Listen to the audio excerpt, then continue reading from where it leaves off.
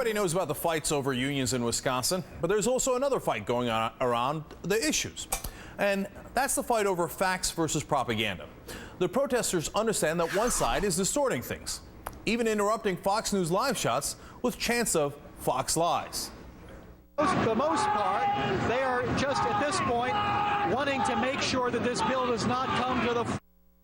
Now, the other day, Bill O'Reilly sent a producer to ask a protester in front of News Corp what exactly Fox lies about, and the protester fumbled to answer. So Bill took the opportunity to gloat. He finds out that they're mad, Bernie, that Fox lies. Okay, Fox lies about what? And nobody can tell him. Ooh, Bill, I know someone who can tell you. Me.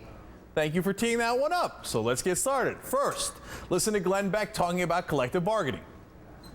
In fact, FDR said collective bargaining would destroy us. Yes, Franklin Delano Roosevelt. Look it up. So, of course, we looked it up. Perhaps something Beck should have done before he went on air. Of course, FDR never said anything about collective bargaining destroying us all. In fact, FDR signed laws protecting collective bargaining and often hailed collective bargaining as an important step for labor. Now, he did have some big questions about public unions' right to strike, but that's nowhere near collective bargaining destroying us all, when he was in fact massively in favor of it in many contexts. Next, Fox contributors keep saying that Governor Scott Walker campaigned on a platform that included ending collective bargaining for public workers. Just check out the tape. You have to put Scott Walker in context. He campaigned for a year and a half on a very clear program. Nothing he's doing is new. Everything he's doing was in his platform. Again, not true. The fact-checking site PolitiFact looked into this and were unable to produce any record of Walker vowing to end collective bargaining. Walker hasn't produced any record of that either. Now, next up, the idea that public workers in Wisconsin are fat cats. State government employees make over $51,000 a year on average. Compare all of that to the private sector employees, who make about $38,600 a year. What a difference. It used to be if you went to work for the state government, you would make less, but it was worth it because you'd have good benefits, good health care, nice fat pension, that kind of thing. So your salary would be lower. You can see from that full screen we just showed you, that graphic, that's no longer the case. All right, except that they want to cut their pensions. And the second problem is that the Fox numbers didn't account for workers' education, experience, and other factors. The Economic Policy Institute found that when those things are accounted for, Wisconsin's public employees earn 4.8% less in total compensation per hour than comparable full-time employees in Wisconsin's private sector.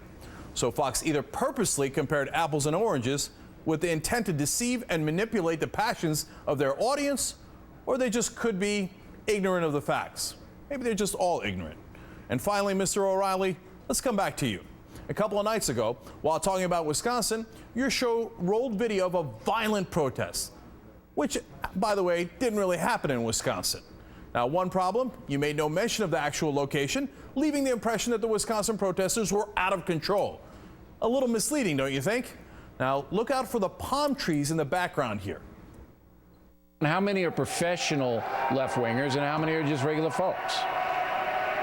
It's tough to tell. When you get to the weekend, you get a lot of out-of-towners. A lot of people are bussed in from not just Wisconsin, but a lot of surrounding states. I talked to someone who was from California who's sleeping in the Capitol throughout this process. So you've got a real mixed bag. Speaking of California, those palm trees seem to be from California and not Wisconsin.